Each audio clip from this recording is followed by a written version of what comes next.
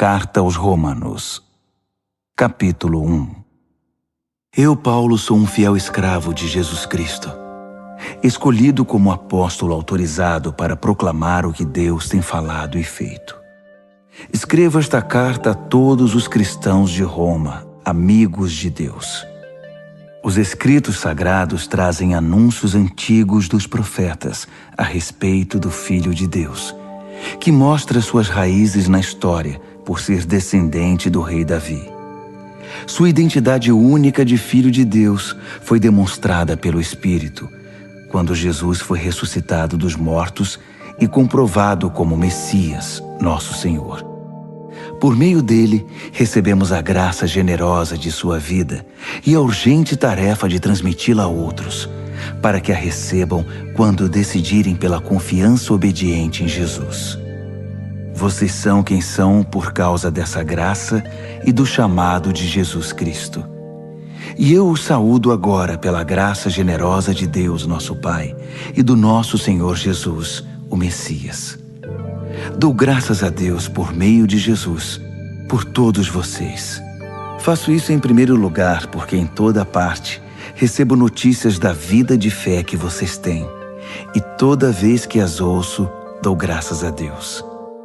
E Deus, a quem dedico adoração e serviço, divulgando as boas notícias a respeito de seu Filho, a mensagem, sabe que quando penso em vocês em minhas orações, e isso acontece o tempo todo, expresso o desejo de que Ele prepare o caminho para que eu possa visitá-los. Quanto maior a demora, mais eu sofro. Quero muito estar aí para compartilhar o dom de Deus pessoalmente e vê-los crescer fortes diante dos meus olhos. Mas não pensem que farei isso sem querer nada em troca.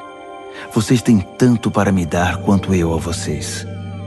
Por favor, amigos, não entendam mal minha dificuldade de visitá-los. Vocês não têm ideia de quantas vezes fiz planos de ir a Roma. Estou determinado a desfrutar pessoalmente a obra de Deus entre vocês, assim como em tantas outras cidades e comunidades não judaicas. Mas sempre alguma coisa atrapalha meus planos. De fato, todos, gente educada ou ignorante, sofisticada ou simples, mostram-me como dependo de todos e sou devedor a todos. Por isso não vejo a hora de encontrar vocês em Roma e pregar as maravilhosas notícias a respeito de Deus. São notícias que tenho orgulho de proclamar.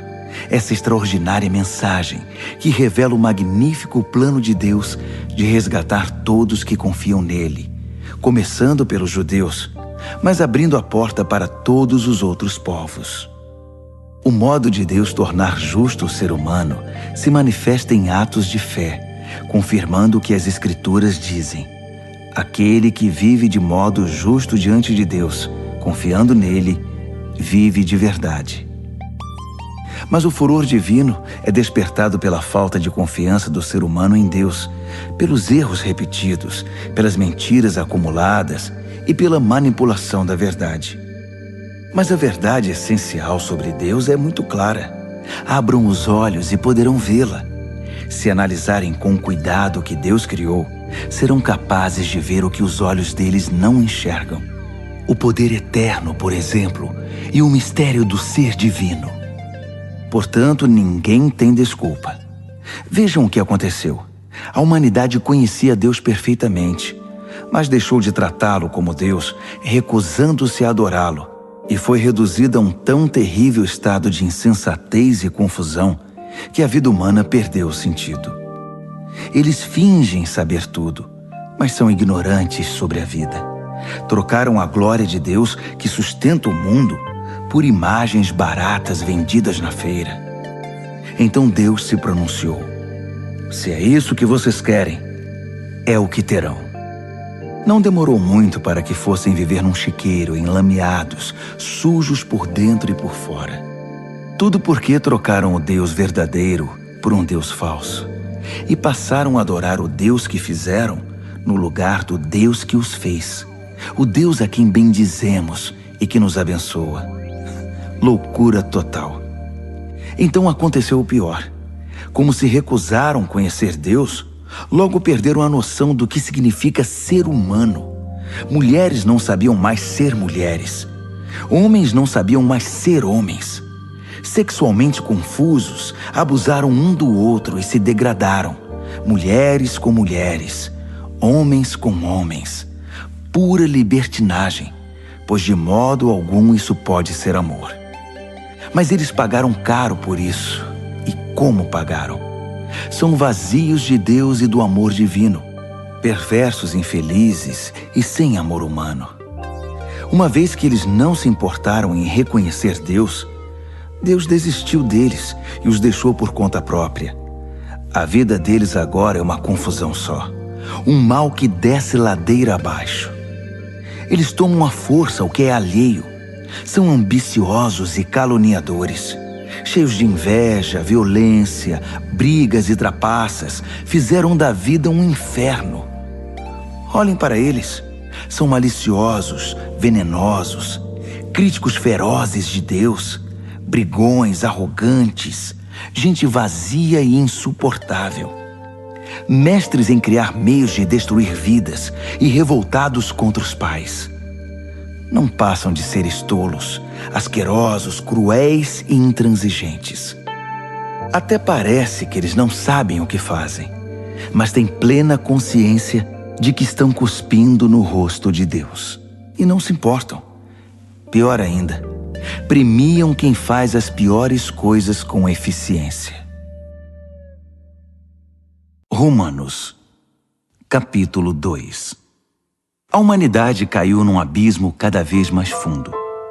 Mas se você pensa que está em nível mais elevado de onde pode apontar o dedo para os outros, esqueça. Cada vez que você critica alguém, está se condenando. Você é tão errado quanto quem você critica. Criticar os outros é uma forma bem conhecida de ignorar os próprios crimes e erros. Mas Deus não é enganado tão facilmente. Ele vê através da cortina de fumaça e o responsabiliza pelo que você faz.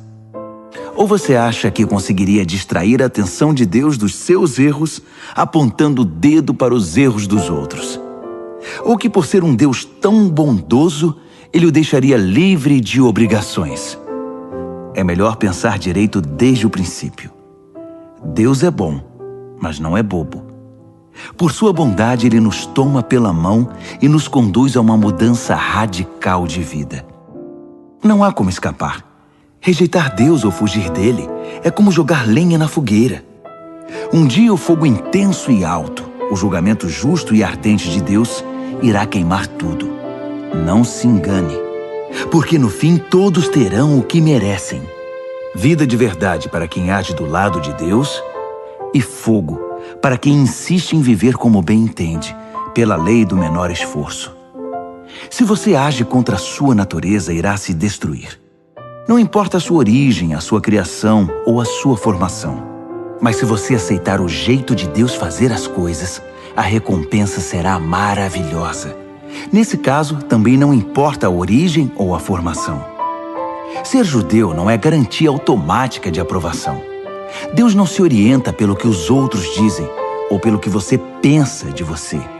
Ele tem seus critérios. Se você peca sem saber, Deus leva isso em consideração. Mas se você peca de modo consciente, a história é outra. O mero ato de ouvir a lei de Deus é perda de tempo se você não faz o que Ele manda. Praticar, não apenas ouvir, é que faz diferença para Deus. Se um pagão que desconhece a lei de Deus consegue segui-la mais ou menos por instinto, ele confirma a verdade dela pela obediência. Comprova assim que a lei de Deus não é um elemento estranho imposto de fora para dentro, mas algo que faz parte da própria constituição humana. Existe algo no interior do ser humano que ecoa o sim e o não de Deus, o certo e o errado. A resposta deles ao sim e ao não de Deus será de conhecimento público no dia em que Deus tomar a decisão final a respeito de cada homem e mulher. A mensagem que proclamo por meio de Jesus Cristo leva em consideração todas essas diferenças. Se você foi educado como judeu, não pense que pode descansar em sua religião. orgulhoso de estar por dentro da revelação de Deus, de experimentar as melhores bênçãos de Deus, de estar atualizado com as doutrinas. Tenho um recado especial para você que está seguro disso, que conhece a palavra revelada de Deus e se sente em condições de levar a Deus outros que estão em labirintos escuros e emoções confusas. Você está guiando os outros, mas quem está guiando você? Falo sério. Enquanto você prega, não roube, você rouba? Afinal, quem iria suspeitar de você? A mesma coisa vale para o adultério e para a idolatria. Você consegue se safar de qualquer situação com discursos eloquentes sobre Deus e sua lei. As Escrituras dizem, é por causa de vocês, judeus, que os pagãos são hostis a Deus. O texto denuncia um problema antigo que não irá se resolver. A circuncisão, o ritual no corpo que marca você como judeu, só terá importância se sua vida estiver de acordo com a lei de Deus. Se não estiver, é pior que não ser circuncidado. O oposto também é verdadeiro. Quem não é circuncidado e vive nos caminhos de Deus é tão bom quanto o circuncidado, e até melhor. É melhor guardar a lei de Deus sem ser circuncidado que quebrá-la sendo circuncidado. Entenda isto. Não é o corte feito por uma faca que o torna judeu. Você se torna judeu pelo que você é. A marca de Deus no coração. Não a da faca na pele é que faz de você um judeu. E a identificação vem de Deus, não de críticos legalistas. Romanos, capítulo 3. Mas se é assim, que diferença faz ser judeu ou não? Ser ensinado nos caminhos de Deus ou não? Na verdade, faz muita diferença, mas não como muitos pensam. Para começar, lembre-se de que os judeus foram incumbidos de escrever e transmitir a revelação de Deus, as Escrituras Sagradas. E como fica a situação dos judeus que abandonaram sua posição? Deus não os abandonou. Você pensa que sua falta de fé cancela a fidelidade de Deus? De jeito nenhum. Contem com isto. Deus mantém sua palavra, ainda que o mundo inteiro minta descaradamente. As Escrituras dizem o mesmo. Suas palavras permanecem fiéis e verdadeiras. A rejeição não intimidará Deus. Mas se nossa maneira errada de agir apenas realça e confirma o caráter fiel de Deus, não deveríamos ser elogiados por isso? Se nossas palavras nem sequer deixam marca em suas boas palavras, Deus não cometeria um erro em nos pôr contra a parede e nos condenar pelo que dissemos? É uma pergunta natural, mas a resposta é não. Um não bem enfático. Como as coisas seriam corrigidas se Deus não agisse para corrigi-las? É maldade afirmar: se minhas mentiras servem para mostrar a verdade de Deus de maneira mais gloriosa, como posso ser condenado? Estou fazendo um favor para Deus. Alguns, na verdade, tentam pôr essas palavras em nossa boca, alegando que saímos por aí anunciando: quanto mais mal fazemos, mais bem Deus faz. Então, continuemos assim. É pura calúnia, e estou certo de que vocês concordam conosco. Se é assim, aonde isso nos levará? Será que nós, judeus, estamos em situação melhor que os outros?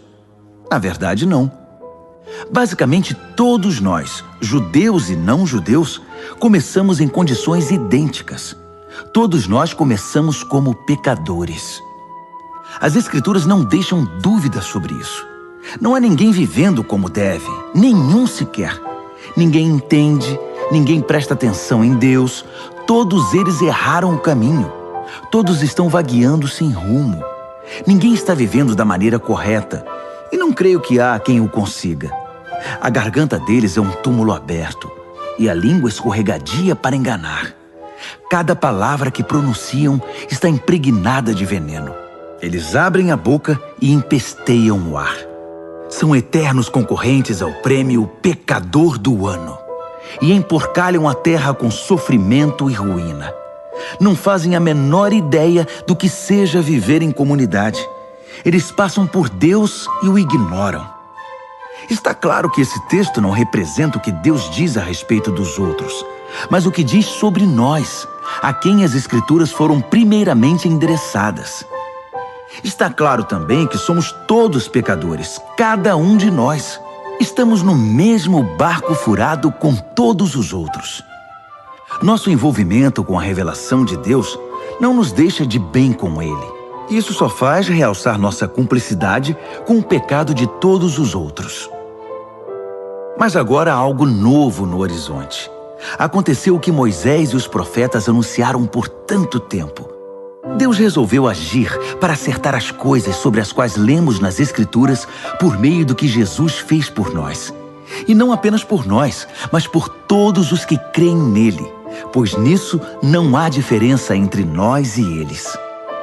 Uma vez que nós e eles reunimos esse longo e lamentável registro como pecadores e provamos que somos incapazes de viver a vida gloriosa que Deus deseja para o ser humano, Deus resolveu fazer isso por nós. Por pura graça generosa, Ele decidiu acertar nossa situação com Ele. Um presente do céu. Ele nos retirou da confusão em que estávamos e nos restaurou para fazer de nós o que Ele sempre quis que fôssemos. E Ele o fez por meio de Jesus Cristo. Deus sacrificou Jesus no altar do mundo para purificar o mundo do pecado. A fé nele nos deixa limpos. Deus decidiu, sob o olhar de todos, deixar o mundo numa situação aceitável diante dele, por meio do sacrifício de Jesus, finalmente cuidando dos pecados que ele havia suportado com tanta paciência. Isso não só está claro, mas acontece agora. É história atual. Deus consertou a situação e também agora permite que vivamos em sua justiça. Portanto, como fica o orgulho judeu com seus supostos direitos? Anulado? Sim, anulado. O que aprendemos é o seguinte: Deus não reage ao que nós fazemos. Nós é que reagimos ao que Deus faz. Finalmente conseguimos entender. Nossa vida se acerta com Deus e com os demais quando o deixamos acertar a situação. Não quando tentamos fazer tudo sozinhos, com orgulho e ansiedade. E como fica a orgulhosa alegação judaica de termos o monopólio de Deus? Anulada também. Deus é o Deus do judeu e de quem não é judeu. Como poderia ser diferente se há apenas um Deus? Deus resolve a situação de todos que aceitam o que Ele fez e disso participam. Tanto os que seguem nosso sistema religioso, quanto os que nunca ouviram falar da nossa religião. Mas ao mudar nosso foco do que nós fazemos para o que Deus faz, não anulamos a rigorosa guarda das regras e leis que Deus estabeleceu? De modo algum. Quando adotamos o estilo de vida condizente com essa reconciliação, nós as confirmamos. Romanos, capítulo 4. Pois bem, como encaixar o que sabemos a respeito de Abraão, nosso primeiro pai na fé, nessa nova maneira de enxergar as coisas? Se Abraão tivesse sido aprovado por Deus pelo que fez, ele poderia ter recebido crédito. Mas o que temos é a história de Deus, não a de Abraão. Assim lemos nas Escrituras. Abraão participou do que Deus fez por ele e isso foi decisivo. Ele acreditou que Deus podia torná-lo justo, em vez de apelar para a própria justiça. Se você dá duro e faz um bom trabalho, merece o pagamento. Ninguém pode dizer que seu pagamento é um presente. Mas se você percebe que a tarefa está muito além da sua capacidade, algo que só Deus pode fazer e confia que Ele o fará, volto a dizer, algo que você jamais conseguirá fazer, não importa como e quanto trabalhe. Essa confiança em Deus é o que o deixa numa situação aceitável diante dele, por causa de Deus. Pura graça. Davi confirma esse modo de ver as coisas ao afirmar que quem deixa Deus consertar a situação sem insistir em querer fazer algo no processo é um homem feliz. Feliz é aquele cujos crimes são perdoados, cujos registros dos pecados são apagados. Feliz é a pessoa contra quem o Senhor não tem nada a apresentar. Vocês pensam que essa bênção é dada apenas para aqueles que guardam nossas tradições religiosas e são circuncidados? Acham que a bênção pode ser dada a alguém que nunca ouviu falar das nossas tradições, que não foi criado em nossa forma de devoção para com Deus? Todos nós concordamos em que foi por aceitar o que Deus fez por Abraão que ele foi declarado justo diante de Deus, não é? Agora pensem, essa declaração foi feita antes ou depois que ele fosse marcado pelo rito pactual da circuncisão? Sabemos que foi antes. Isso significa que ele se submeteu à circuncisão como evidência e confirmação do que Deus havia feito muito antes de torná-lo plenamente aceitável. Um ato de Deus que ele aceitou de todo o coração. Isso ainda significa que Abraão é pai de todos os povos que aceitam o que Deus faz por eles, enquanto ainda estão na condição dos de fora em relação a Deus, não identificados como propriedade de Deus, isto é, como incircuncisos. Justamente, os que se encontram nessa condição é que são chamados justificados por Deus e com Deus. Abraão, claro, também é o pai dos que se submeteram ao rito da circuncisão, não apenas por causa do rito, mas porque desejavam abraçar pela fé o que Deus fez por eles, seguindo o exemplo de vida que Abraão viveu antes de ser marcado pela circuncisão. A famosa promessa de Deus a Abraão, que ele e seus descendentes possuiriam a terra, não foi feita em razão de algo que Abraão tenha feito ou viria a fazer. Foi baseada na decisão de Deus de acertar tudo para com ele, e foi disso que Abraão participou quando creu. Se alguém receber esse presente de Deus apenas por ter seguido certas ordens ou por ter cumprido formalidades, essa confiança não faz sentido, e a promessa vira um contrato frio. Seria um acordo comercial, não uma promessa santa. Um contrato cheio de pormenores, elaborado por um advogado detalhista, pode resultar em obrigações que você jamais seria capaz de cumprir. Mas se não há contrato, apenas uma promessa, e uma promessa de Deus, você não pode quebrá-la. É por isso que o cumprimento da promessa de Deus depende inteiramente da confiança que depositamos nele e em seus caminhos, e de que o aceitemos e a tudo o que ele faz. A promessa de Deus chega como um presente. É o único modo de garantir a participação nela, tanto os que guardam as tradições religiosas, quanto os que nunca ouviram falar delas. Porque Abraão é o pai de todos nós. Ele não é o nosso pai racial. Isso seria ler a história de trás para frente. Ele é nosso pai na fé. Chamamos Abraão de pai, não porque Deus lhe tenha dado atenção por ter vivido como santo, mas porque Deus agiu em Abraão quando ele não era ninguém. Não é o que lemos nas Escrituras, que Deus diz a Abraão: farei de você pai de muitos povos? Abraão foi primeiro chamado de pai e depois se tornou pai, porque ousou acreditar que Deus faria o que somente Deus poderia fazer: levantar os mortos para a vida e, com uma palavra, trazer algo à existência a partir do nada.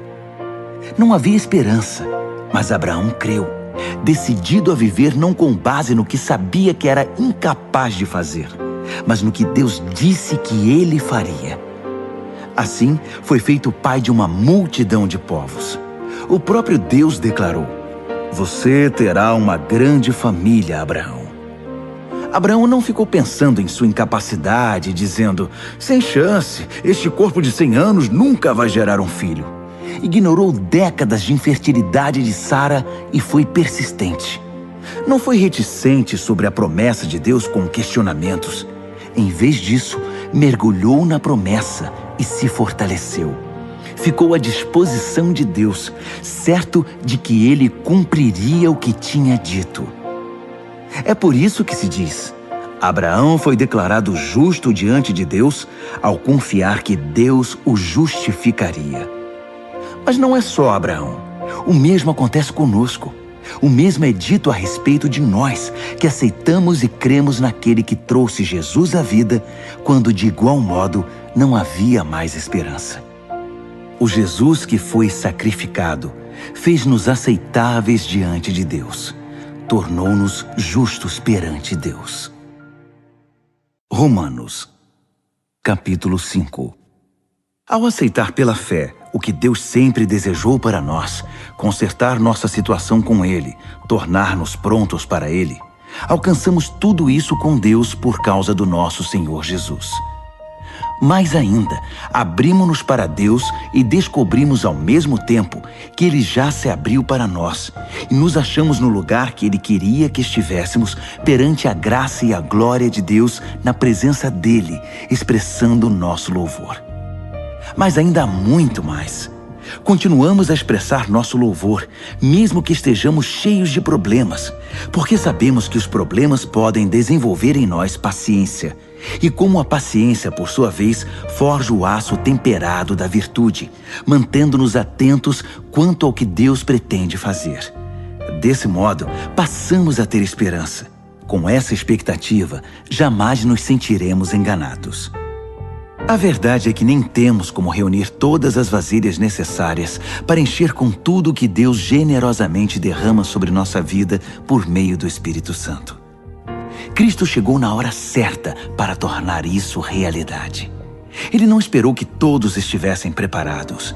Apresentou-se disposto ao sacrifício quando ainda éramos fracos e rebeldes demais para fazer alguma coisa por nós mesmos. Mesmo que não fôssemos tão fracos, de qualquer maneira não saberíamos o que fazer. Podemos entender quando alguém morre por uma pessoa digna e como alguém bom e nobre poderia inspirar um sacrifício abnegado. Mas Deus demonstrou quanto nos ama ao oferecer seu Filho em sacrifício por nós, quando ainda éramos tão ingratos e maus para com Ele. Agora que nossa situação com Deus está resolvida por meio dessa morte sacrificial, o perfeito sacrifício de sangue, não há mais razão para estar em oposição a Deus sobre qualquer assunto. Se em nossa pior situação fomos postos em condição favorável diante de Deus pelo sacrifício de seu Filho, agora que estamos nessa situação maravilhosa, apenas imaginem como nossa vida poderá ser plena e gloriosa por meio da vida proporcionada pela ressurreição. Agora que já desfrutamos esta maravilhosa amizade com Deus, não nos contentaremos com meras declarações formais, mas cantaremos louvores a Deus por meio de Jesus, o Messias. Vocês conhecem a história de Adão e de como ele nos lançou no dilema em que estamos. O primeiro pecado, depois a morte. E ninguém ficou isento do pecado ou da morte. Aquele pecado afetou os relacionamentos com Deus em tudo e com todo o mundo. Mas a extensão das consequências negativas não ficou clara até que Deus a explicasse em detalhes a Moisés. Até os que não pecaram como Adão, que desobedeceu a um mandamento específico de Deus, tiveram de experimentar o fim da vida, a separação de Deus. Mas Adão, que nos pôs nessa situação, também aponta para aquele que nos livrará dela. Todavia, o resgate não é proporcional ao pecado que traz morte. Se o pecado de um homem deixa multidões de pessoas no profundo abismo da separação de Deus, imaginem a eficácia do dom de Deus derramado por meio de um homem, Jesus Cristo. Não há comparação entre o pecado que traz morte e esse generoso dom gerador de vida. A sentença pronunciada sobre aquele pecado foi a morte, mas sobre os muitos pecados que se seguiram veio a sentença de vida. Se a morte obteve supremacia pelo erro de um homem, imagine o que pode fazer a extraordinária recuperação de vida que agarramos com ambas as mãos, esse dom de vida extravagante, essa restauração total providenciados pelo homem Jesus Cristo. Aqui está um resumo de tudo. Assim como uma única pessoa errou e nos deixou todo esse problemão com o pecado e a morte, também uma única pessoa fez o que era certo e nos livrou de tudo isso. Mais que apenas nos livrar do problema, ele nos trouxe para a vida. Um homem disse não a Deus e afundou muita gente no erro. Outro homem disse sim a Deus e consertou tudo o que estava errado. Tudo que a lei contra o pecado conseguiu fazer foi produzir mais gente que desrespeitasse a lei.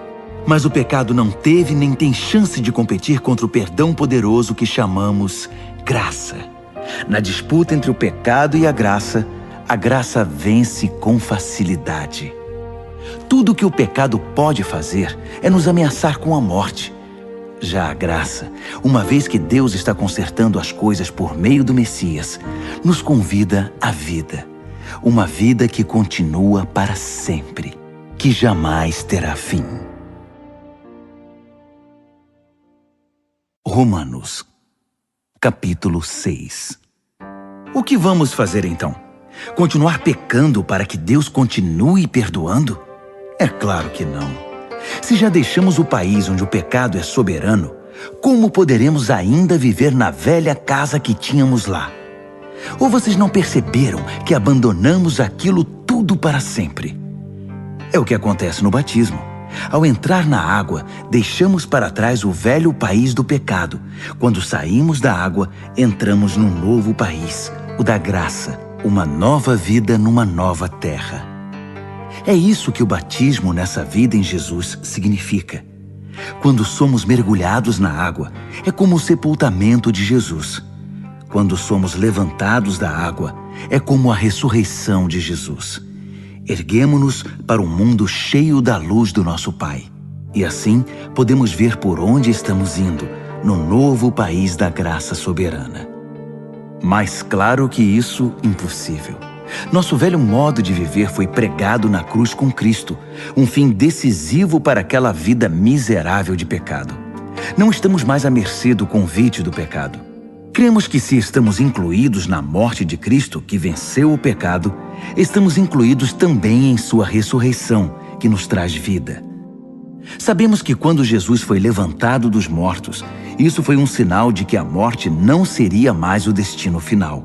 Nunca mais ela terá a última palavra. Quando Jesus morreu, ele levou o pecado consigo. Agora vivo, ele traz Deus a nós. De agora em diante devemos pensar assim. O pecado fala uma língua morta que nada significa para nós. Deus fala nossa língua materna e entendemos cada palavra. Vocês estão mortos para o pecado e vivos para Deus. Foi o que Jesus fez. Isso significa que vocês devem conduzir a vida de um modo que não deem oportunidade ao pecado. Não deem a ele nenhuma chance. Evitem até as mínimas coisas que estejam ligadas com o antigo modo de viver. Abracem de todo o coração e em tempo integral o modo de Deus agir. Lembrem-se de que vocês foram ressuscitados. O pecado não pode mais ditar as regras da vida de vocês.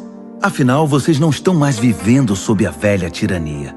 Estão vivendo na liberdade de Deus.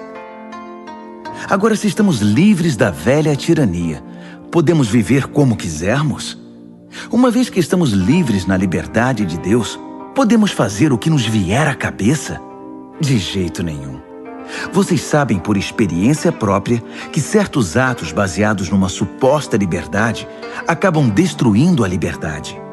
Ofereçam-se ao pecado, por exemplo, e será o último ato livre de vocês. Mas ofereçam-se aos caminhos de Deus e jamais perderão a verdadeira liberdade. Durante a vida inteira, vocês deixaram o pecado ditar as regras. Mas graças a Deus, vocês começaram a ouvir um novo Senhor, cujas ordens os deixam livres para viver na liberdade dele. Falo da liberdade para facilitar a compreensão. Vocês com certeza se lembram do tempo em que faziam o que queriam, sem se importar com os outros nem com Deus, e a vida só piorava enquanto a liberdade diminuía. Quanta diferença agora! Vocês vivem na liberdade de Deus, com a vida restaurada, crescendo em santidade. Durante todo o tempo em que vocês faziam o que queriam, ignorando Deus, nem se preocupavam em pensar ou viver de modo correto, nem cogitavam fazer pelo menos alguma coisa certa. Mas isso era a liberdade? O que ganharam com isso? Nada de que possam se orgulhar agora, não é? Aonde isso os levou? A um beco sem saída. Mas agora que encontraram a verdadeira liberdade, não precisam mais ouvir as exigências do pecado. Vocês descobriram o prazer de ouvir Deus falando com vocês. Que bela surpresa! Uma vida plena, restaurada, integrada no presente, com muito mais vida a caminho. Trabalhem para o pecado por toda a vida e seu pagamento será a morte. Mas o dom de Deus é vida real, eterna, proporcionada por Jesus nosso Senhor. Romanos, capítulo 7. Amigos, vocês não devem ter nenhum problema para entender isto, pois conhecem a lei, como ela funciona e como afeta apenas quem está vivo. Por exemplo, uma mulher casada é legalmente unida ao marido enquanto ele vive. Mas se ele morrer, ela está livre. Se viver com outro homem enquanto o marido está vivo, sem dúvida ela será adúltera. Mas se ele morrer, ela está livre para se casar com outro homem, sem crise de consciência e sem que ninguém a desaprove. Portanto, meus amigos, isso é semelhante ao que aconteceu com vocês. Quando Cristo morreu, ele tomou sobre si todo aquele modo de vida dominado por regras e o deixou no túmulo. Vocês ficaram livres para se casar com a vida da ressurreição e gerar uma descendência de fé para Deus. Enquanto vivíamos aquele antigo modo de vida, fazendo o que bem entendíamos, o pecado produzia os frutos que o antigo código da lei gerou em nós, o que nos deixou ainda mais rebeldes. Por fim, tudo o que geramos foi morte. Mas agora que não estamos mais acorrentados ao casamento dominador do pecado, livres daqueles regulamentos opressivos, estamos livres para viver uma vida nova na liberdade de Deus. Alguém pode dizer, se o código da lei era tão mau assim, ele não era melhor que o pecado. Não é verdade. O código da lei tinha uma função legítima. Sem suas orientações claras sobre certo e errado, nada saberíamos sobre o comportamento moral. Sem um mandamento sucinto, não cobiçarás, eu teria considerado a cobiça uma virtude e arruinado minha vida. Vocês não se lembram de como eram as coisas? Eu me lembro perfeitamente. O código da lei começou muito bem, mas acontece que o pecado encontrou uma maneira de perverter o mandamento, transformando-o em tentação, fazendo dele um fruto proibido. O código da lei, em vez de ser usado para me guiar, serviu para me seduzir. Sem a complexidade do código da lei, o pecado parecia sem atrativos e sem vida, e eu seguia meu caminho sem dar muita atenção a ele. Mas depois que o pecado pôs as mãos no código da lei e se tornou chamativo, fui enganado e caí. O mesmo mandamento que deveria me guiar à vida foi maliciosamente usado para me enganar, levando-me a um desvio. Desse modo, o pecado estava vivo, eu morto. Mas o código da lei em si é bom. É sabedoria da parte de Deus, e cada mandamento é saudável e santo. Prosseguindo, já posso ouvir a próxima pergunta de vocês. Quer dizer que não posso confiar no que é bom, isto é, na lei? O bem é tão perigoso quanto o mal? É claro que não. O pecado apenas fez aquilo que o tornou famoso. Usar o bem como cobertura para me induzir a fazer o que no final iria me destruir.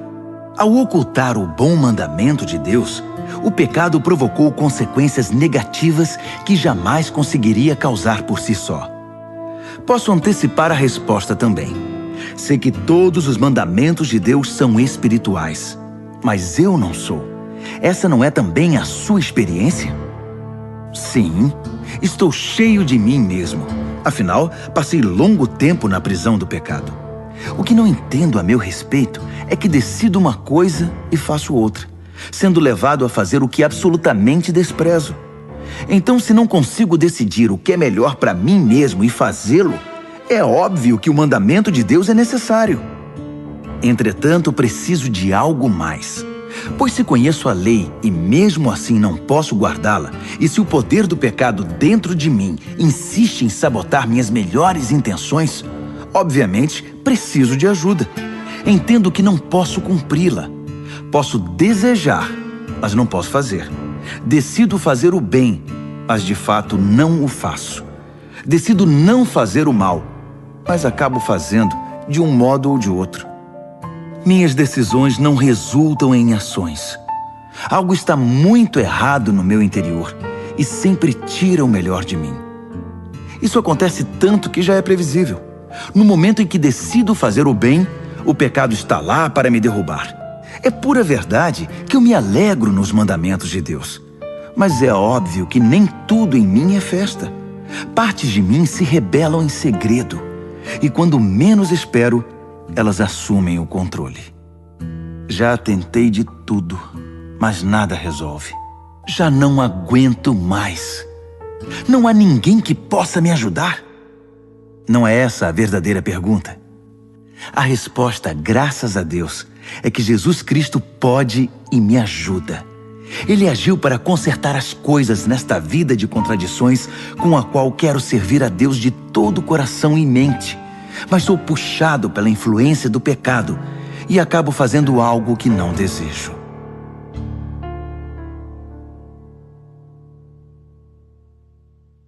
Romanos, capítulo 8. Com a chegada de Jesus, o Messias, o dilema fatal foi resolvido. Os que estão em Cristo não precisam mais viver numa nuvem escura e depressiva. Um novo poder está atuando. O Espírito da vida em Cristo, como um vento forte, limpou totalmente o ar, libertando vocês de uma tirania brutal nas mãos do pecado e da morte. Deus acertou em cheio quando enviou seu Filho. Não tratou do problema como algo distante e sem importância. Em seu Filho, Jesus assumiu pessoalmente a condição humana, entrou na confusão da humanidade que vive em conflito para consertar as coisas de uma vez por todas. O código da lei, enfraquecido pela natureza humana fragmentada, jamais poderia ter feito isso. A lei acabou usada como paliativo para o pecado, nunca para a cura completa. E agora o que o código da lei pede, mas que não conseguiríamos cumprir por nós mesmos, é que em vez de redobrar nossos esforços, simplesmente aceitemos o que o Espírito está fazendo em nós. Os que pensam que podem fazê-lo por si mesmos terminam obcecados por medir sua força moral, mas sem resultados na vida real. Os que confiam na ação de Deus descobrem que o Espírito de Deus está neles, vivendo e respirando Deus. Ficar obcecado consigo mesmo nessa questão é entrar num beco sem saída. Quem olha para Deus é levado para um campo aberto, a uma vida livre, espaçosa. Direcionar o foco para si mesmo é o oposto de se concentrar em Deus. Qualquer pessoa absorvida em si mesma passa a ignorar Deus e acaba pensando mais nela que em Deus. Ignora quem Deus é e o que Ele está fazendo. E Deus não gosta de ser ignorado. Mas se o próprio Deus está em vocês, dificilmente irão pensar mais em vocês mesmos que nele. Quem não recebeu esse Deus invisível, mas plenamente presente, o Espírito de Cristo, não saberá do que estamos falando. Mas vocês que o receberam e o têm habitando em vocês, mesmo que ainda experimentem as limitações do pecado, experimentam a vida de acordo com Deus. Não há dúvida de que se o Deus vivo e presente, que ressuscitou Jesus dentre os mortos, atua na vida de vocês, Ele fará em vocês o mesmo que fez em Jesus. Ele os trará vivos para si. Quando Deus vive e respira em vocês, e Ele o faz, como fez em Jesus, vocês são libertos daquela vida morta. Com seu Espírito vivendo em vocês, o corpo de vocês será tão cheio de vida quanto de Cristo. Vocês não percebem que não devemos um centavo à velha vida, na qual a pessoa tem de fazer tudo por si. Não há nada nessa vida para nós, nada mesmo. O melhor a fazer é dar a ela um enterro definitivo e se engajar na nova vida. O Espírito de Deus nos chama. Há muito o que fazer e lugares para conhecer. A vida da ressurreição que vocês receberam de Deus não é vazia. Nela há uma constante expectativa de aventura que sempre pergunta para Deus: e agora, Pai, o que vamos fazer? Como as crianças fazem. O Espírito de Deus entra em contato com o nosso espírito e confirma a nossa identidade. Sabemos quem Ele é e sabemos quem somos, Pai e filhos. Sabemos também que vamos receber o que está por vir, uma herança inacreditável. Iremos passar pelo que Cristo passou. Se enfrentamos momentos difíceis com Ele, então é certo que com Ele passaremos momentos inesquecíveis. Não penso que seja possível fazer uma só comparação entre os tempos difíceis de hoje e os bons tempos que virão. O mundo criado quase não se contém esperando pelo que vem a seguir. Tudo na criação sofre restrições. Deus a controla até que todas as criaturas estejam prontas e possam ser libertadas para os tempos gloriosos que virão. Enquanto isso, a alegria aumenta com a expectativa. Tudo ao nosso redor observa uma criação grávida. Os tempos difíceis de dor neste mundo são apenas dores de parto. Mas isso não é apenas ao nosso redor, é também dentro de nós. O Espírito de Deus está nos impulsionando por dentro. Nós também sentimos as dores de parto. Nosso corpo estéril e sem vida deseja a libertação plena. É por isso que esperar não nos diminui, assim como a espera não diminui a gestante. Na verdade, é uma espera que nos faz sentir grandiosos. Naturalmente não vemos o que nos causa isso, mas quanto mais esperamos, mais nos sentimos assim, e mais alegre se torna a nossa expectativa. Se em algum momento nos cansamos de esperar, o Espírito de Deus está ao nosso lado, nos dando aquela força. Se não sabemos como orar, não importa. Ele ora em nós e por nós, utilizando nossos suspiros sem palavras, nossos gemidos de dor. Ele nos conhece melhor que nós mesmos, conhece nossa condição de gravidez e nos mantém na presença de Deus. Assim, podemos ter certeza de que cada detalhe em nossa vida de amor a Deus é transformado em algo muito bom. Deus sempre soube o que estava fazendo. Ele decidiu desde o princípio moldar a vida daqueles que o amam pelos mesmos padrões da vida do Filho, pois o Filho é o primeiro da fila, na humanidade que ele restaurou. Nele, vemos a vida humana em sua forma original. Depois de decidir como seus filhos deveriam ser, Deus continuou convidando as pessoas, chamando-as pelo nome. Em seguida, ele as firmou numa sólida base, nele mesmo. Após ter feito tudo isso, ele permanece com essas pessoas até o fim, concluindo gloriosamente o que havia iniciado. Então, o que acham? Deus está ao nosso lado, assumiu nossa condição e se expôs ao pior quando enviou o próprio Filho. Haveria alguma coisa que ele não faria por nós de modo espontâneo e feliz? Quem ousaria implicar com os escolhidos de Deus, arrumando briga com ele? Quem ousaria ao menos apontar um dedo? Aquele que morreu por nós e por nós foi ressuscitado para a vida, está na presença de Deus nesse exato momento, intercedendo por nós. Acham que alguém será capaz de levantar uma barreira entre nós e o amor de Cristo por nós? Não há como. Nem problemas, nem tempos difíceis, nem ódio, nem fome, nem desamparo, nem ameaças de poderosos, nem punhaladas nas costas, nem mesmo os piores pecados listados nas Escrituras. Eles nos matam a sangue frio porque odeiam a ti. Somos vítimas fáceis. Eles nos pegam um a um. Nada disso nos intimida, porque Jesus nos ama.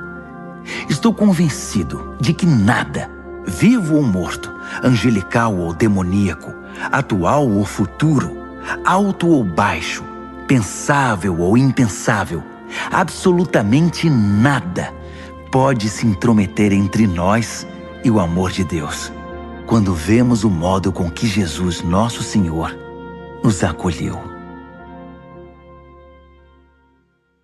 Romanos, capítulo 9. Ao mesmo tempo, vocês precisam saber que todo o tempo carrego comigo uma imensa tristeza, uma dor profunda dentro de mim, e nunca me livro dela. Não estou exagerando. Cristo e o Espírito Santo são minhas testemunhas. São os israelitas. Se houvesse um jeito de eu ser amaldiçoado pelo Messias para que eles fossem abençoados por ele, eu o faria sem hesitar. Eles são minha família, cresci com eles. Eles tinham tudo: família, glória, reuniões, revelações, adoração, promessas. Sem falar que são o povo de onde veio o Messias, o Cristo, que é Deus sobre tudo, sempre. Amém. Mas não pensem que a palavra de Deus tenha falhado em algum ponto. O problema é antigo. Para começar, nem todos os israelitas fisicamente são israelitas espiritualmente.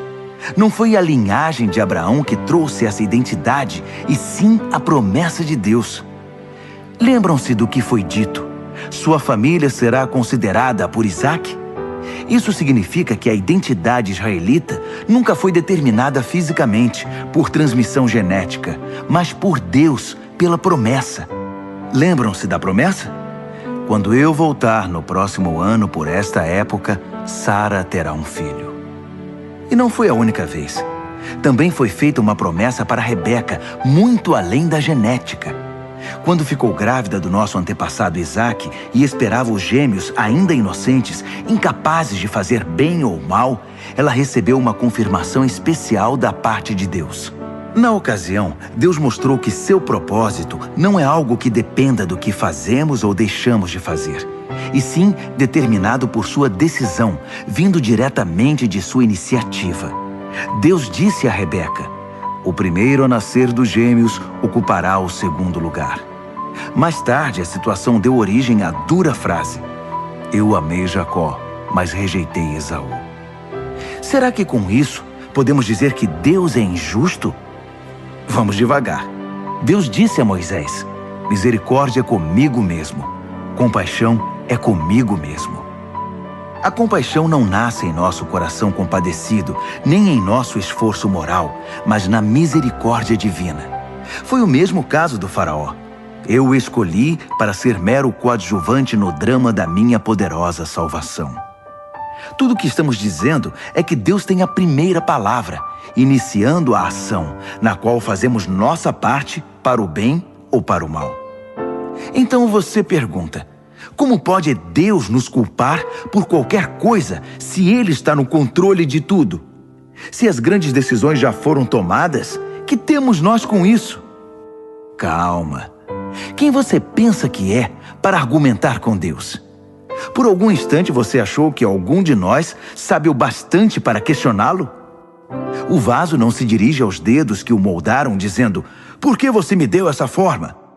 Não é óbvio que o oleiro tem todo o direito de transformar um pedaço de argila num vaso de flores e outro numa panela de cozinhar feijão?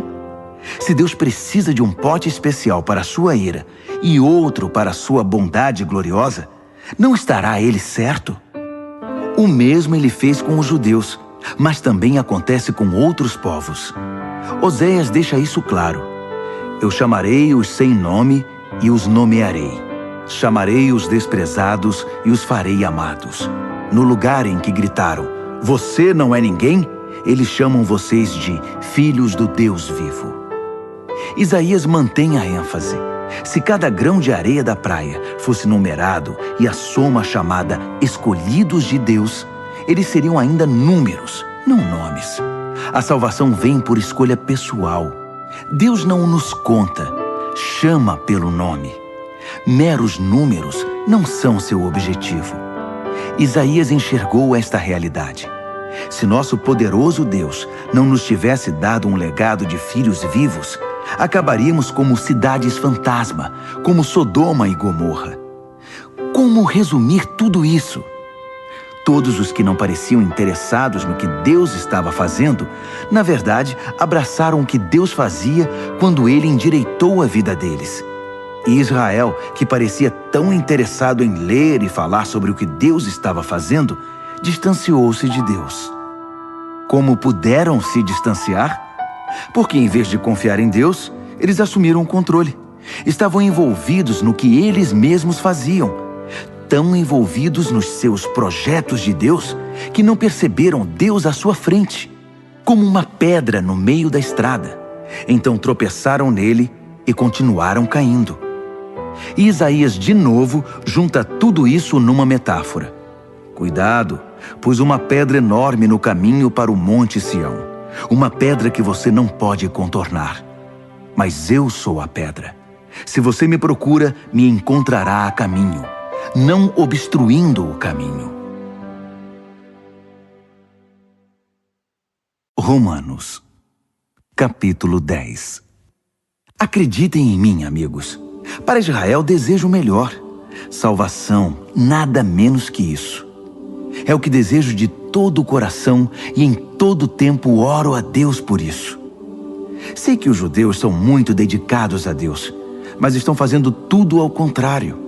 Não parecem entender que esse acerto da condição humana, que é a salvação, é obra de Deus, e muito bem sucedida. Eles montam suas lojas de salvação ao longo da rua e apregoam sua mercadoria. Após todos esses anos de recusa em se relacionar com Deus, nos termos dele, insistindo em fazer tudo à sua maneira, eles nada conseguiram como resultado. A revelação anterior tinha a intenção de nos deixar preparados para o Messias, apenas isso. Ele então iria consertar a situação dos que crescem nele. Moisés escreveu que quem insiste em usar o código da lei para viver de maneira correta diante de Deus, logo descobre que não é tão fácil. Cada detalhe da vida é minuciosamente regulamentado. Mas confiar em Deus para moldar a vida correta em nós é uma história diferente. Não se trata de uma escalada perigosa até os céus ou de uma perigosa descida ao abismo para trazer de lá o Messias. Então, o que exatamente Moisés estava dizendo?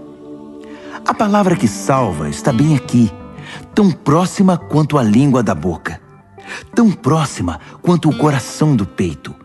É a palavra da fé, que aceita que Deus trabalhe e acerte as coisas para nós. Essa é a essência da nossa pregação. Diga a Deus as palavras de boas-vindas. Jesus é meu Senhor.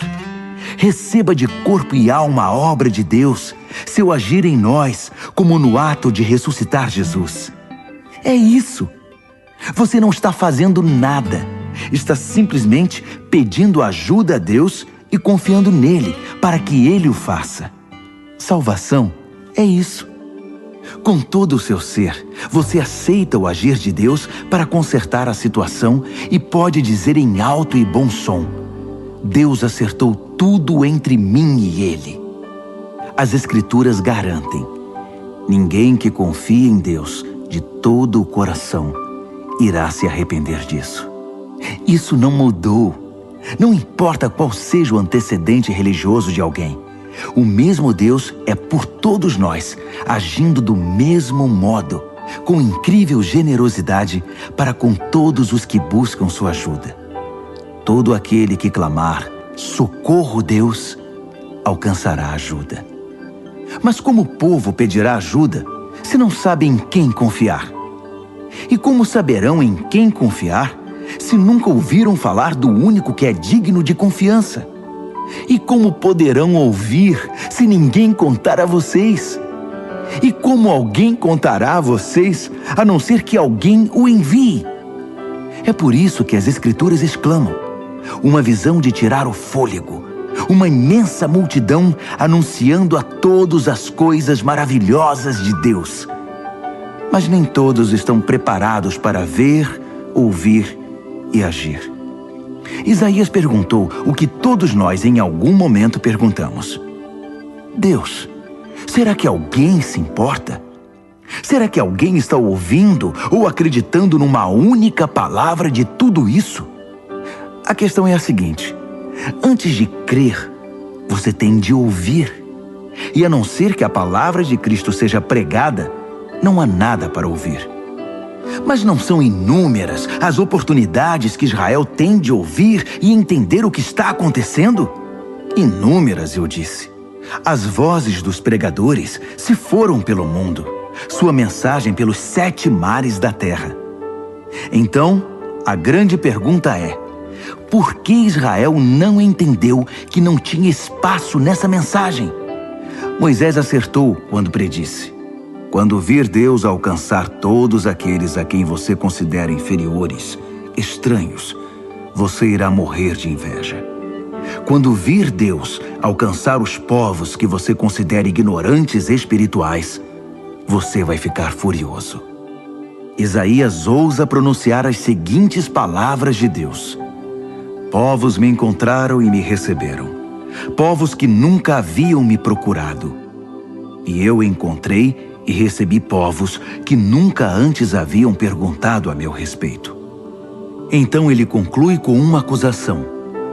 Dia após dia, chamei Israel de braços abertos, e para minha tristeza, não vi resposta a não ser puro desdém. Romanos, capítulo 11. Será que isso significa que Deus está tão farto de Israel que não quer mais nada com eles? É claro que não. Lembrem-se de que quem escreve estas coisas é um israelita, um descendente de Abraão, da tribo de Benjamim. Mais judeu, impossível. Não estamos, portanto, falando de rejeição. Deus está muito envolvido com Israel. Investiu demais nesse povo para desistir agora. Elias, angustiado por causa desse mesmo Israel, clamou em oração. Deus, eles mataram teus profetas, destruíram teus altares. Só eu sobrevivi e agora eles estão atrás de mim. Lembram-se da resposta de Deus? Eu ainda tenho 7.000 que não desistiram. 7.000 que são leais até o fim. É a mesma coisa hoje. Ainda há uma minoria fiel e atuante. Talvez não muitos. Provavelmente mais do que vocês pensam. Eles estão firmes, não por causa do que pensam que ganharão com isso, mas porque estão convencidos da graça e do propósito de Deus em chamá-los. Se estivessem pensando apenas nos próprios interesses, já teriam largado tudo há muito tempo. O que aconteceu então? Bem, quando Israel tentou se acertar com Deus por esforço próprio, perseguindo os próprios interesses, não obteve sucesso. Os escolhidos de Deus foram os que deixaram Deus buscá-los pelo interesse que tem por eles. Como resultado, receberam o selo de aprovação. O Israel interesseiro tornou-se insensível a Deus. Moisés e Isaías comentaram a respeito. Farto de suas reclamações e do seu egoísmo, Deus obscureceu sua visão e entorpeceu seus ouvidos. Trancou-os numa sala de espelhos, e eles estão lá até hoje. Davi estava preocupado com a mesma coisa. Tomara que adoeçam ao comer a comida preparada por eles mesmos. Que quebrem a perna andando em seus caminhos egoístas. Tomara que fiquem cegos ao contemplar seus espelhos. Que tenham úlceras ao brincar de Deus. A próxima questão é: os judeus foram derrotados? Excluídos para sempre? A resposta é um enfático não. Ironicamente, eles deixaram a porta aberta quando saíram, e os de fora entraram. O resto, vocês sabem. Os judeus começaram a pensar que talvez tivessem perdido uma coisa boa. Mas se a saída deles impulsionou essa migração mundial de não-judeus para o reino de Deus, imaginem o efeito da volta deles. Que lindo retorno será. Mas não quero continuar falando deles. São vocês, os de fora, que me preocupam. Minha tarefa pessoal se concentra nos chamados de fora. Por isso me esforço ao máximo quando estou entre meus parentes israelitas, os chamados de casa, esperando que eles percebam o que estão perdendo e queiram se envolver com o que Deus está fazendo. Se a queda deles iniciou essa migração em escala mundial, sua recuperação produzirá algo ainda maior. Uma volta em massa para casa. Se a primeira coisa que os judeus fizeram, ainda que prejudicial para eles, resultou no bem de vocês, pensem no que acontecerá quando eles acertarem o passo. Tudo isso provém de uma raiz santa, plantada e cuidada por Deus. Se a raiz principal da árvore é santa, há espaço para frutos santos. Alguns ramos foram podados, e vocês, ramos de oliveira selvagem, foram enxertados. Mas o fato de vocês serem alimentados pela raiz santa e rica em nutrientes não os autoriza a tripudiar sobre os ramos podados. Lembrem-se de que vocês não estão alimentando a raiz. Ela é que está alimentando vocês. Assim é possível dizer: outros ramos foram podados para que eu pudesse ser enxertado. Muito bem, mas eles foram podados porque eram dispensáveis. não mais ligados pela fé e pelo compromisso com a raiz. A única razão pela qual vocês estão na árvore é porque o enxerto de vocês pegou quando creram e porque vocês estão ligados à raiz que nutre a fé. Por isso, não fiquem vaidosos. Sejam humildes e prontos em relação à raiz que os mantém verdes e vivos. Agora, se Deus não pensou 2 vezes para podar os ramos naturais, por que hesitaria em cortar vocês? Ele o faria sem vacilar. Fiquem atentos ao amor bondoso e à terrível severidade que coexistem em Deus. Misericórdia zero para os ramos mortos, bondade total para os enxertados. Mas não considerem só a bondade. No momento em que virar ramo morto, vocês serão cortados. E não se sintam superiores aos ramos podados que caíram ao chão. Se eles saírem do estado de morte, poderão muito bem ser enxertados outra vez. Deus pode fazer isso. Ele é capaz de enxertos milagrosos. Porque se Ele pôde enxertar vocês, ramos cortados de uma árvore qualquer, numa das árvores do pomar, Ele não terá dificuldade de enxertar de volta na árvore de origem ramos que cresceram nela. Alegrem-se por estar na árvore e esperem o melhor para os outros. Quero ser o mais claro possível, amigos. O assunto é complicado. É fácil interpretar errado o que está acontecendo e, com arrogância, presumir que vocês são a realeza e eles apenas o povão excluído. Mas não é assim. Essa dureza da parte de Israel em relação a Deus é temporária e tem o efeito de permitir o acesso de todos os que estão de fora, de modo que, por fim, a casa se encha. Antes do fim de tudo, haverá um Israel aperfeiçoado. Está escrito: um campeão virá das montanhas de Sião. Ele purificará a casa de Jacó. E esse é meu compromisso com o meu povo: a remoção dos seus pecados. Enquanto vocês ouvem e abraçam as boas notícias da mensagem, fica parecendo que os judeus são inimigos de Deus.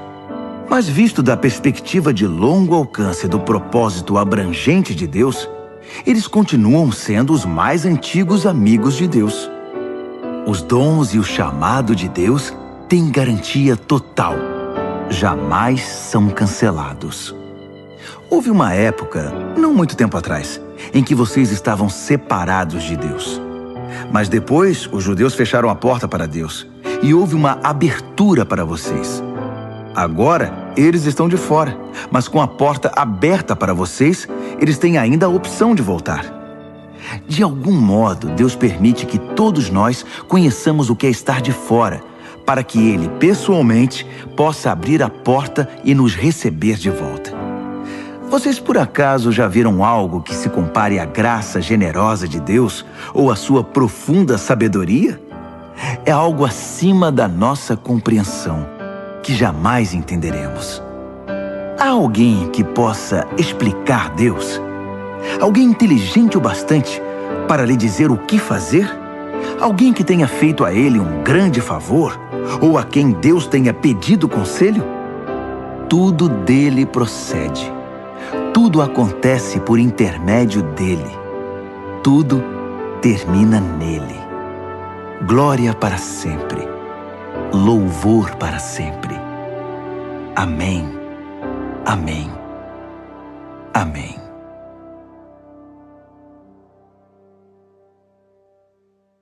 Romanos, capítulo 12. Portanto, com a ajuda de Deus, quero que vocês façam o seguinte: entreguem a vida cotidiana, dormir, comer, trabalhar, passear, a Deus, como se fosse uma oferta. Receber o que Deus fez por vocês é o melhor que podem fazer por Ele. Não se ajustem demais à sua cultura, a ponto de não poderem pensar mais. Em vez disso, concentrem a atenção em Deus. Vocês serão mudados de dentro para fora. Descubram o que Ele quer de vocês e tratem de atendê-lo. Diferentemente da cultura dominante, que sempre os arrasta para baixo ao nível da imaturidade, Deus extrai o melhor de vocês e desenvolve em vocês uma verdadeira maturidade. Ao escrever para vocês, Sinto profunda gratidão por tudo que Deus me deu, especialmente pela responsabilidade que tenho por vocês.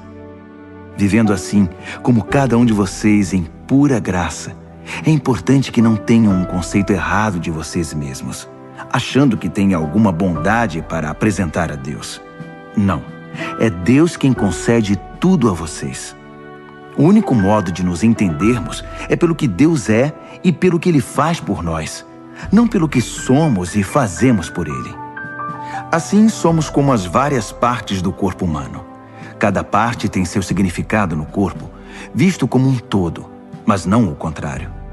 O corpo de que estamos falando é o corpo formado pelas pessoas escolhidas por Cristo. Cada um de nós encontra significado e função como parte desse corpo.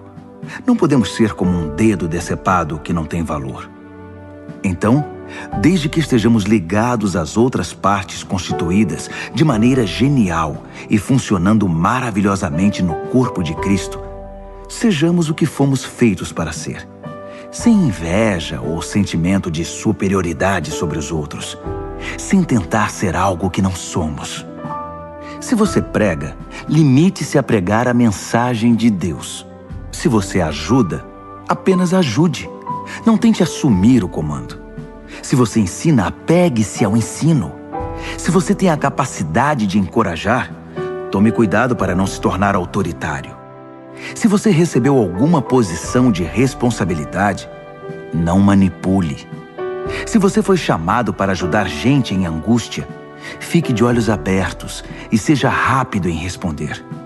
Se você trabalha com os desamparados, não se permita ficar irritado ou deprimido por causa deles. Mantenha o sorriso. Amem de verdade, não de maneira fingida. Evitem o mal ao máximo. Apeguem-se ao bem como puderem. Sejam bons amigos que amam profundamente. Não procurem estar em evidência. Não se deixem esgotar. Mantenham-se animados e dispostos. Sejam servos vigilantes do Senhor, com uma expectativa alegre.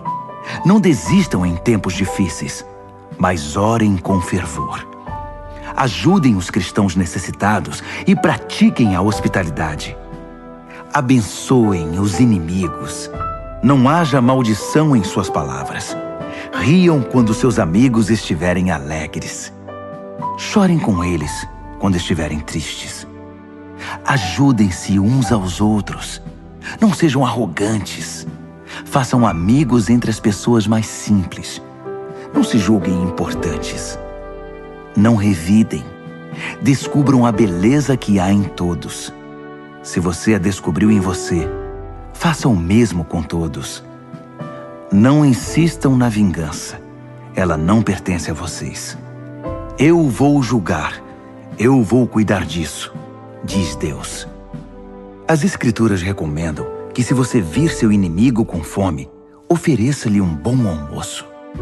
Se estiver com sede, dê-lhe de beber. Sua bondade irá surpreendê-lo. Não permita que o mal vença em sua vida, mas vença o mal com a prática do bem. Romanos, capítulo 13. Sejam bons cidadãos. Todos os governos estão abaixo de Deus. Se há paz e ordem, é ordem de Deus. Então vivam de modo responsável como cidadãos.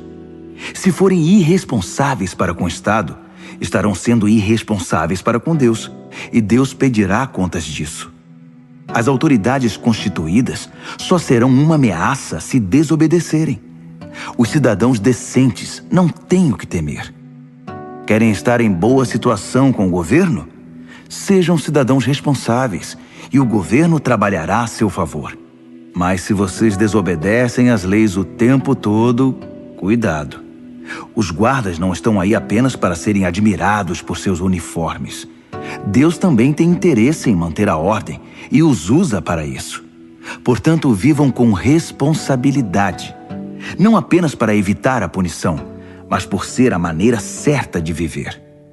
É por isso também que vocês pagam impostos, para que a ordem seja mantida. Cumpram suas obrigações como um cidadão. Paguem seus impostos. paguem suas contas, respeitem seus superiores. Não façam dívidas, a não ser a imensa dívida de amor que vocês têm uns para com os outros.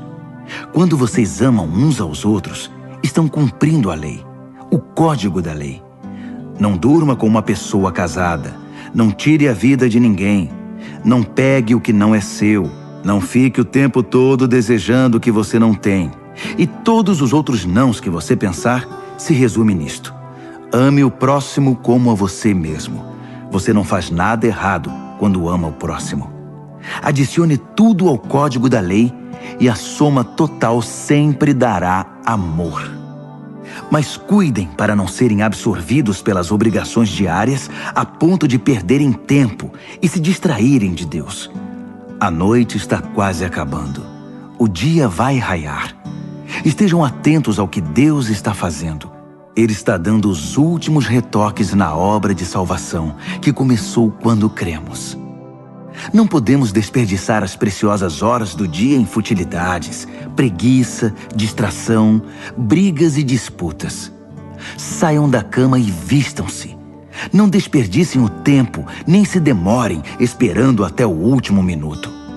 Revistam-se de Cristo e estejam preparados. Romanos, capítulo 14. Recebam de braços abertos os irmãos que não veem as coisas como vocês. Não os atropelem toda vez que eles fizerem ou falarem algo com o qual vocês não concordam, mesmo quando parecer que eles são fortes nas opiniões, mas fracos na fé. Tratem-nos com gentileza. Por exemplo, uma pessoa viajada pode muito bem estar convencida de que pode comer de tudo que há na mesa, enquanto o outro, com uma formação diferente, pode pensar que o certo é ser vegetariano. Mas como ambos são convidados à mesa de Cristo, não seria desagradável se um começasse a criticar o que o outro comeu ou deixou de comer? Afinal, Deus convidou ambos para a sua mesa. O que você vai fazer? Cortá-los da lista de convidados? Ou interferir nesse amor de Deus que a todos recebe? Se há correções a serem feitas ou lições a serem aprendidas, Deus pode lidar com elas sem sua ajuda. Digamos que alguém pense que determinados dias devem ser considerados sagrados, enquanto o outro pensa que todos os dias são iguais. Há boas razões para cada opinião. A verdade é que cada um é livre para seguir as convicções da consciência. O que importa em tudo isso é que se você guarda um dia sagrado, guarde-o por causa de Deus. Se você come carne, coma-a para a glória de Deus e agradeça a Ele pela picanha. Se você é vegetariano, coma vegetais para a glória de Deus e agradeça-lhe pelos brócolis. Nenhum de nós tem permissão para legislar nesses assuntos. É a Deus que vamos prestar contas, de tudo e em tudo, na vida e na morte, a ninguém mais. Foi por isto que Jesus viveu e morreu e depois viveu outra vez, para se tornar nosso Senhor sobre tudo, da vida à morte, e nos libertar das pequenas tiranias de cada um. Além do mais, o que você vai ganhar ao criticar um irmão? E quando você é tolerante com uma irmã? Preciso dizer que isso faz você parecer um tolo ou algo pior. Afinal, um dia todos nós iremos nos ajoelhar para sermos julgados na presença de Deus. Sua crítica ou sua tolerância não vão melhorar sua situação nem um pouco. Leiam vocês mesmos o que as Escrituras dizem. Tão certo como eu vivo e respiro, Deus diz, todo joelho se dobrará na minha presença. Toda língua dirá a pura verdade, que eu, e somente eu, sou Deus. Portanto, parem de se preocuparem indevidamente com os outros. Você já tem bastante com o que se preocupar, cuidando da própria vida diante de Deus. Deixem de lado a atitude de querer decidir o que é certo para o outro. Preocupem-se em não se intrometer na vida dos outros, tornando a vida mais difícil do que já é. Estou convencido, Jesus me convenceu, de que tudo é santo em si mesmo. Nós, pelas nossas atitudes ou palavras, é que podemos contaminar as coisas. Se vocês confundem os outros, fazendo do que as pessoas comem um campo de batalha, Já perderam aquela amizade, aquele amor. Lembrem-se de que foi por essas pessoas que Cristo morreu. Vocês vão arriscar mandá-las para o inferno por causa de uma dieta? Não ousem fazer que a comida abençoada por Deus se torne um meio de envenenar a alma. O reino de Deus não tem a ver com o que vai para o estômago. Entendam isso. Tem a ver com o que Deus faz com sua vida quando Ele a conserta e completa sua obra com alegria. Nossa tarefa é servir a Cristo com sinceridade. Façam isso e irão matar 2 coelhos com uma única cajadada. Agradar a Deus mais que a vocês e mostrar seu valor para todo mundo.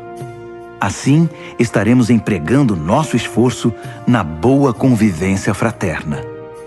Ajudem-se mutuamente com palavras de ânimo. Não ponham seu irmão lá embaixo, apontando os defeitos dele. Não permitam que uma discussão a respeito do que é ou não é servido num jantar destrua a obra de Deus entre vocês. Já disse e repito, toda comida é boa, mas pode se tornar má se vocês a usarem mal, fazendo que os outros tropecem e caiam. Quando vocês se sentarem para comer, a preocupação principal não deve ser alimentar-se, mas compartilhar a vida de Jesus. Portanto, sejam sensíveis e educados com os outros que estão à mesa. Não comam, façam ou falem nada que interfira na livre troca de amor cristão. Cultivem o relacionamento com Deus, mas não o imponham aos outros. Vocês serão felizes se seu comportamento e sua fé forem coerentes. Mas se não estão seguros, se percebem que estão agindo de modo incoerente com o que creem, às vezes tentando impor sua opinião ou apenas agradar, vocês estão errados. Se seu modo de viver não condiz com o que vocês creem, então está errado. Romanos, capítulo 15. Aqueles de nós que forem mais fortes e capazes na fé têm o dever de ajudar os que são vacilantes. Não devem fazer apenas o que for conveniente. Se temos força é para servir, não para ganhar prestígio. Cada um de nós precisa se preocupar com o bem-estar alheio, sempre perguntando: como posso ajudar? Foi o que Jesus fez. Ele não facilitou as coisas para si mesmo, evitando os problemas alheios, mas sempre estava disposto a ajudar. Assuma os problemas dos problemáticos. Assim as Escrituras apresentam a questão. Ainda que isso tenha sido registrado nas Escrituras há muito tempo, estejam certos de que foi escrito para nós.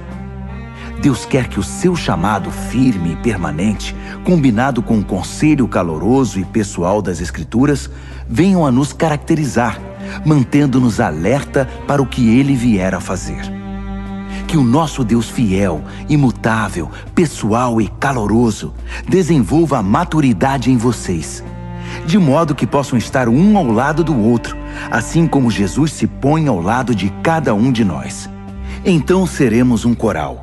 Não apenas nossa voz, mas nossa vida cantará um hino maravilhoso, em perfeita harmonia ao Deus e Pai do nosso Senhor Jesus Cristo. Portanto, estendam a mão e acolham uns aos outros para a glória de Deus. Jesus fez. Agora é a vez de vocês. Sendo fiel aos propósitos de Deus, Jesus estendeu a mão aos judeus de maneira especial, de modo que as velhas promessas feitas aos antepassados se tornassem verdadeiras para eles. Como resultado, os não-judeus foram alcançados pela misericórdia e agora podem demonstrar gratidão a Deus. Pensem em todos os textos das Escrituras que se cumprem no que fazemos. Por exemplo, então vou reunir os que são de fora no cântico de um hino. Vou cantar ao seu nome. E esta: vocês, os de fora e os de dentro, alegrem-se juntos. E outra vez: povos de todas as nações, celebrem a Deus. Todas as cores e raças, deem louvor sincero. E a palavra de Isaías: eis a raiz do nosso antepassado Jessé, progredindo na terra e tornando-se uma grande árvore. alta o bastante para que todos em toda parte a vejam e tenham esperança. Que o Deus da esperança viva encha vocês de alegria e paz, para que a vida de vocês se encha da energia vivificante do Espírito Santo e transborde de esperança. Pessoalmente, estou bastante satisfeito com o que vocês são e com o que estão fazendo. Parecem bem orientados e bastante motivados, capazes de guiar e orientar uns aos outros. Então, queridos amigos, não tomem minha linguagem ousada e dura como crítica. Não estou criticando, apenas destacando quanto preciso da ajuda de vocês para levar adiante esta tarefa específica que Deus me deu, esta obra evangélica e sacerdotal de servir às necessidades espirituais dos não-judeus, para que eles possam ser apresentados como oferta aceitável a Deus e se tornem íntegros e santos pelo Espírito Santo de Deus. Olhando para o que já foi feito e o que tenho observado, devo dizer que estou muito satisfeito. No contexto de Jesus, eu diria até orgulhoso, mas apenas nesse contexto. Não tenho interesse em dar a vocês um relato pormenorizado das minhas aventuras. Apenas as palavras e os atos de Cristo no presente, poderosos e transformadores para mim, que desencadearam uma resposta de fé entre os de fora. Nesses caminhos, tenho pregado a mensagem de Jesus, desde Jerusalém até o noroeste da Grécia. Tenho tido o cuidado de levar a mensagem apenas aos lugares nos quais Jesus ainda não é conhecido e adorado, seguindo o que está escrito: aqueles a quem nunca se falou a respeito dele, estes irão vê-lo. Os que nunca ouviram falar dele, estes receberão a mensagem. É por isso que estou demorando tanto para visitar vocês. Mas agora que não há mais trabalho pioneiro a ser feito nessas regiões, e como há muitos anos desejo ir vê-los, estou finalmente planejando minha visita. Vou para a Espanha, e então espero passar por aí e desfrutar a companhia de vocês até que, em tempo oportuno, me enviem com a bênção de Deus. Mas primeiro vou a Jerusalém entregar a oferta de auxílio aos seguidores de Jesus que vivem ali. Os gregos, em todo o caminho dos macedônios no norte até os da Acaia no sul, decidiram fazer uma coleta para os cristãos pobres de Jerusalém. Fizeram isso com prazer, mas também era obrigação deles. Percebendo que usufruíam os dons espirituais que generosamente vinham da comunidade de Jerusalém, era o dever deles aliviar aquela pobreza. Tão logo eu entregue pessoalmente a cesta de frutos, parto para a Espanha, fazendo uma parada em Roma para ver vocês. Minha esperança é que essa minha visita se torne uma grande bênção de Cristo. Queridos amigos, tenho um pedido. Orem por mim. Orem fervorosamente comigo e por mim. A Deus o Pai, pelo poder do nosso Senhor Jesus e pelo amor do Espírito, para que eu seja liberto da cova dos leões dos descrentes na Judéia. Orem também para que minha oferta de auxílio aos cristãos de Jerusalém seja aceita no mesmo espírito em que foi recolhida. Assim, querendo Deus, irei até vocês com um coração leve e ansioso pelo consolo da companhia de vocês. O Deus da paz seja com todos vocês. Amém. Romanos, capítulo 16. Recebam bem nossa amiga Febe, que está a serviço do Senhor com a hospitalidade pela qual nós cristãos somos conhecidos. De todo o coração eu a recomendo, bem como sua obra. Ela é uma representante central da igreja de Cencreia. Ajudem-na em tudo o que ela pedir. Febe merece tudo o que fizerem por ela, pois já ajudou muita gente, até mesmo a mim. Saúdem Priscila e Áquila, que têm trabalhado lado a lado comigo servindo Jesus. Eles arriscaram a vida por minha causa, e não sou o único que é agradecido a eles. Todos os grupos de cristãos não-judeus também devem muito a esse casal, para não falar da igreja que se reúne na casa deles. Saúdem meu querido amigo Epêneto. Ele foi o primeiro seguidor de Jesus na província da Ásia. Saudações a Maria, como ela tem trabalhado por vocês. Saudações aos meus primos Andrônico e Júnias. Houve uma vez que compartilhamos uma cela de prisão. Eles já seguiam Cristo antes de eu me converter. Ambos são líderes destacados. Saudações a Amplíato, meu bom amigo na família de Deus. Saudações a Urbano, nosso companheiro na obra de Cristo, e ao meu bom amigo Estaques. Saudações a Apeles, um verdadeiro e aprovado veterano no caminho de Cristo. Saudações à família de Aristóbulo. Saudações ao meu primo Herodião. Saudações a Trifena e Trifosa, mulheres prontas em servir o Senhor. Saudações a Pérside, amiga querida que tanto tem trabalhado em Cristo. Saudações a Rufo, um escolhido do Senhor, e a sua mãe. Ela tem sido também uma querida mãe para mim. Saudações a Asíncreto, Flegonte, Hermes, Pátrobas, Hermas e também as famílias deles. Saudações a Filólogo, Júlia, Nereu e sua irmã, e Olimpas, e a todos os seguidores de Jesus que vivem com eles. Abraços santos para todos. Todas as igrejas de Cristo enviam suas saudações mais calorosas. Amigos, um conselho final. Estejam atentos com relação aos que extraem algo do ensinamento que vocês aprenderam e depois o usam para criar confusão. Evitem essas pessoas. Elas não têm intenção de viver para o Senhor. Estão aqui pelo que podem obter e falam de modo piedoso para enganar os ingênuos. E como nunca houve dúvida acerca da honestidade de vocês quanto a essas questões, eu não poderia estar mais orgulhoso de vocês. Quero também que sejam prudentes, afeiçoados ao bem e distantes do mal. Não se deixem enganar pelas conversas suaves e ao mesmo tempo malignas. Fiquem atentos. Antes que percebam, o Deus da paz irá derrubar e pisotear Satanás no chão. Desfrutem o melhor de Jesus. Por fim, lá vão outras saudações. Timóteo, meu companheiro na obra, Lúcio e meus primos Jasão e Sosípatro enviam saudações. Eu, Tércio, que escrevi esta carta ditada por Paulo, envio minhas saudações pessoais. Gaio, que é meu hospedeiro e de toda a igreja, manda lembranças a vocês. Erasto, o tesoureiro da cidade e nosso bom amigo Quarto, enviam saudações. Todo o nosso louvor é dedicado ao único que é poderoso o bastante para torná-los fortes, exatamente como na pregação a respeito de Jesus Cristo, como revelado no mistério que se manteve por tanto tempo, mas que agora se tornou um livro aberto por meio das Escrituras proféticas.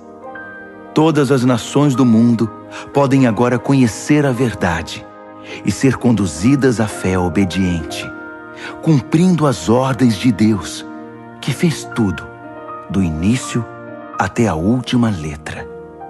Todo o nosso louvor é dirigido, por meio de Jesus, a esse Deus incomparavelmente sábio. Amém.